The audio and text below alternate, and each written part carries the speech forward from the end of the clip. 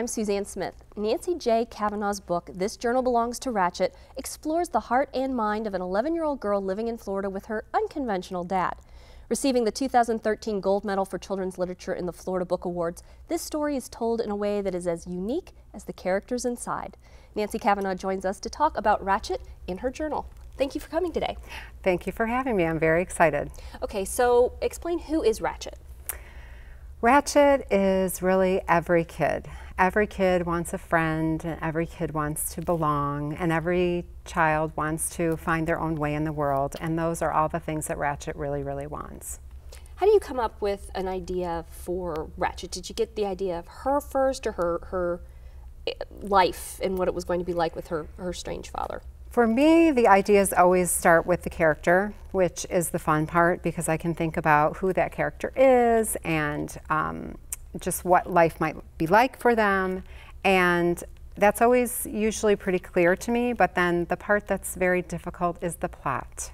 Making it turn into a story and eventually into a book that you know, has rising action and falling action and conflict and all the things that you need to make a book, make a story. Those are the difficult parts for me. So I fall in love with my characters, and then I have to figure out how to write their story. Well, how much, you know, I know there's some similarities between you and Ratchet. How much of you is in Ratchet? Well, what I tell most kids who ask that question, Ratchet is really very different from me, but the ways that we're very similar is the emotions that Ratchet feels. All the emotions that she feels are really how I feel when those kinds of things happen to me. So was I the kind of kid that grew up with a wacky dad or was homeschooled and all that? Not really. I was very typical, average, you know, kid who went to school just like everybody else. But the emotions that Ratchet feels and the things that I think readers connect to are the things that are most like me in the book. But I do know how to fix engines. Well, Ratchet is very good at that, and her real name is Rachel, correct? Yes, and, yes. and everybody calls her, her dad always called her Ratchet. Yes. Now, tell us a little bit about her dad. What makes him so unconventional?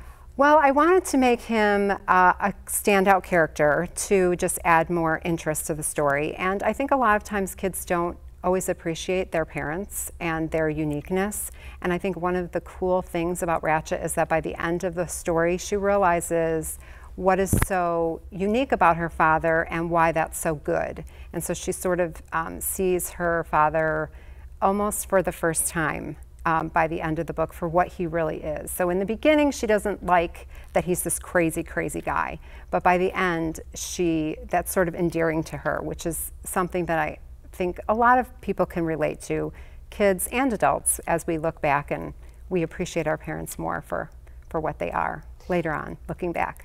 The structure of This Journal Belongs to Ratchet is not like a straight narrative or a straight diary. It's actually, there's different things. She sometimes has a poem assignment. Sometimes there are assignments that she has to do for her homeschooling. And so how did you decide on that structure to tell the story? Well, I have a background as a teacher, so I sort of felt like I was giving myself assignments to write. And sometimes writers don't always have as much time as they'd like to write, so having different assignments made it easier because I could just work on one thing at a time and not worry about the whole book as a whole. Also, I really like alternative formats. I like different writing like that, and I think especially reluctant readers really like that, and it makes a book a lot more accessible to a lot of kids. So I was happy that I was able to find a way to tell the story that way, and I think it's one of the things that makes the book so unique, and I think it appeals to young readers, but I also find that it's appealing a lot to teachers because they're using it in their classrooms to teach the different forms of writing, which has been exciting for me to see how that has turned out. And when I was writing the story, I wasn't sure that it was going to work. I kept bringing pieces to my writing group, and they would ask me questions and say, how are you going to do this? How are you going to figure this out? How are you going to tell the whole story this way? And I usually just answered by saying, I don't know. And I just kept writing, and somehow it all was able to come together. So I was really happy about that.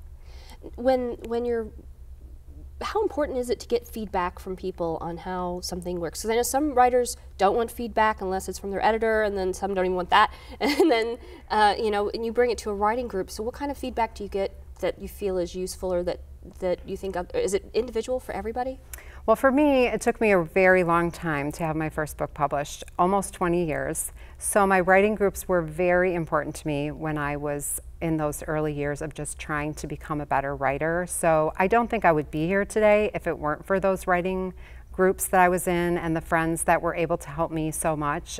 So for me, it was very important as I was getting to this point because their help is just invaluable. It's just so, so important to have places that you can bounce it off, bounce all those ideas off. But now that I'm at this stage, I'm working mostly with my editor on ideas for my next book or working on a book that we're in progress on. Oh, what's the next book about? The next book is called Always Abigail, and it's about a girl named Abigail who all she wants to do is be a pom-pom girl.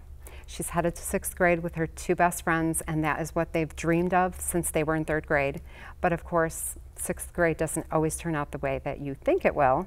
And so Abigail finds herself in a predicament because she has to choose between her popularity as a pom-pom girl and being a friend to the girl that is the outcast and the girl that's bullied in their school. So I really am looking forward to that book coming out because I think there are so many themes in it that kids will be able to relate to because it's things that we all relate to. Thank you very much. Congratulations on the award, and we'll look forward to seeing more from you and maybe hearing something down the road, maybe more about Ratchet. Great. Thank you so much. The Florida Book Awards are presented annually to recognize, honor, and celebrate the best Florida literature. The program is coordinated by the Florida State University Libraries and co-sponsored by these groups that promote books by and for all Floridians.